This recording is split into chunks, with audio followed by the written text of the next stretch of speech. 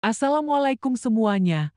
Selamat datang di Zoda Story. Sebelum kita mulai kisah ini, jangan lupa untuk subscribe channel ini agar tidak ketinggalan kisah-kisah menyentuh hati lainnya. Mari kita awali dengan sholawat bersama.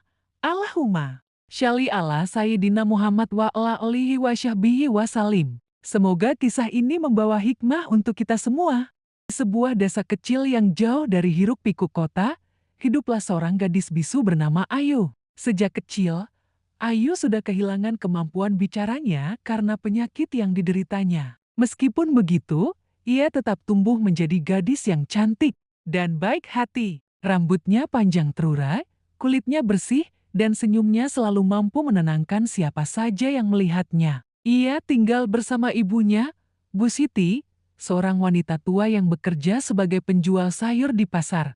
Bu Siti selalu menjaga Ayu dengan penuh kasih sayang, karena ia tahu dunia bisa sangat kejam bagi seorang gadis bisu seperti anaknya. Setiap hari, Ayu membantu ibunya menyiapkan dagangan sebelum fajar menyingsing. Ia akan mencuci sayuran, menyusun dagangan di keranjang, dan sesekali menemani ibunya ke pasar. Meskipun tak bisa berbicara, Ayu pandai berkomunikasi dengan bahasa isyarat dan ekspresi wajahnya yang lembut. Para pedagang dan pelanggan di pasar pun mengenalnya sebagai gadis yang rajin dan ramah. Namun, di balik kehidupannya yang sederhana, ada bayang-bayang kesepian yang sering menyelimuti hatinya. Ia ingin memiliki teman, seseorang yang benar-benar memahami dirinya, tetapi kebanyakan pemuda di desa hanya menganggapnya sebagai gadis yang berbeda dan aneh. Suatu hari, kabar mengejutkan menyebar di desa. Ayu diketahui hamil. Warga desa gempar. Berita itu menyebar dengan cepat, dari mulut ke mulut, menimbulkan berbagai spekulasi dan gosip. Bagaimana mungkin seorang gadis bisu yang jarang keluar rumah bisa hamil? Tanya salah seorang warga dengan wajah heran. Apakah mungkin dia memiliki seseorang yang selama ini disembunyikan? Tambah yang lain dengan nada curiga. Setiap sudut desa kini dipenuhi dengan perbincangan tentang Ayu, tetapi tak ada satupun yang berani langsung bertanya padanya atau Bu Siti. Bu Siti hampir pingsan saat mendengar kabar itu. Tangannya gemetar, matanya berkaca-kaca. Ia langsung memeluk Ayu erat sambil menangis. "Nak, katakan pada ibu, siapa yang melakukan ini?" Tanyanya dengan suara bergetar. Namun, Ayu hanya menangis dalam diam. Matanya dipenuhi ketakutan, tubuhnya bergetar. Ia mencoba menggerakkan tangannya, berusaha menjelaskan sesuatu, tetapi air mata terus mengalir di pipinya. Hatinya hancur, bukan hanya karena keadaannya yang menyedihkan, tetapi juga karena ia tahu bahwa tak ada yang benar-benar bisa memahami perasaannya saat ini. Kepala desa, Pak Lurah, akhirnya memutuskan untuk mengumpulkan warga guna mencari tahu siapa pelakunya. Dengan suara lantang, ia berbicara di tengah kerumunan. "Kita harus cari tahu kebenarannya. Ini bukan hanya soal Ayu, ini soal keadilan," serunya dengan tegas. Semua orang saling menatap, mencoba mengingat siapa yang sering berdekatan dengan Ayu. Beberapa pemuda ditanya satu persatu, tetapi tak ada jawaban yang memuaskan.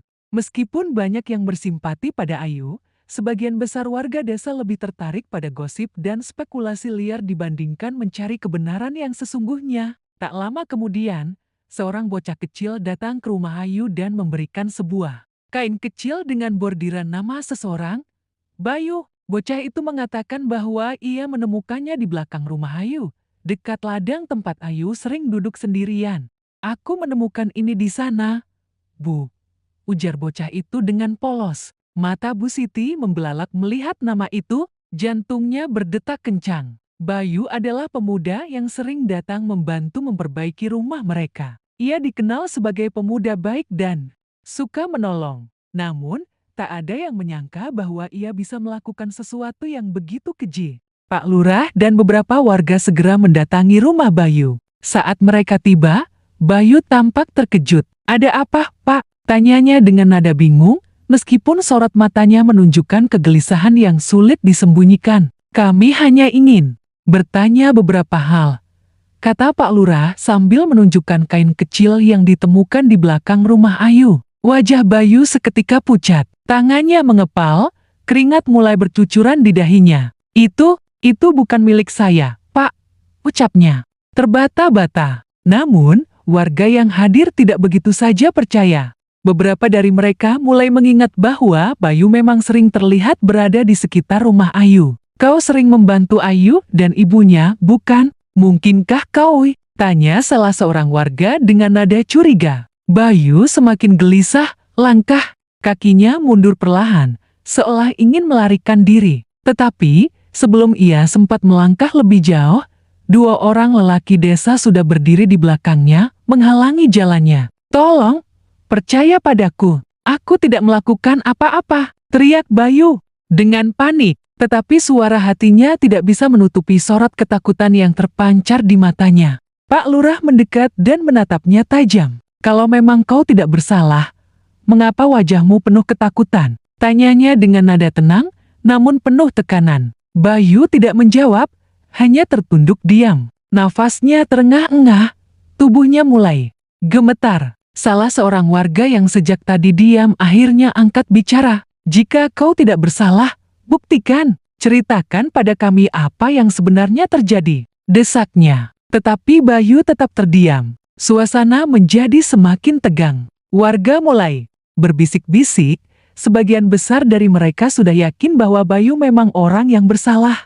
Hanya saja, mereka masih menunggu pengakuan dari mulutnya sendiri. Akhirnya, setelah beberapa saat dalam keheningan yang mencekam, Bayu menundukkan kepalanya dan berbisik, Aku tidak berniat menyakitinya. Suara lirihnya terdengar bagaikan petir di siang bolong bagi semua orang yang hadir. Beberapa warga menahan napas, sementara yang lain mulai berteriak geram. Jati benar kau pelakunya, seru seseorang di antara kerumunan. Bayu hanya menutup wajahnya dengan kedua tangan, seolah ingin menghilang dari dunia ini. Pak Lurah menghela nafas panjang. Ia tahu bahwa tindakan main hakim sendiri bukanlah jalan keluar. Dengan suara tegas, ia berkata, Bayu harus diserahkan kepada pihak berwajib, biarkan hukum yang berbicara. Warga yang semula geram akhirnya setuju. Mereka mengawal Bayu ke balai desa, menunggu kedatangan aparat yang akan menjemputnya. Sementara itu,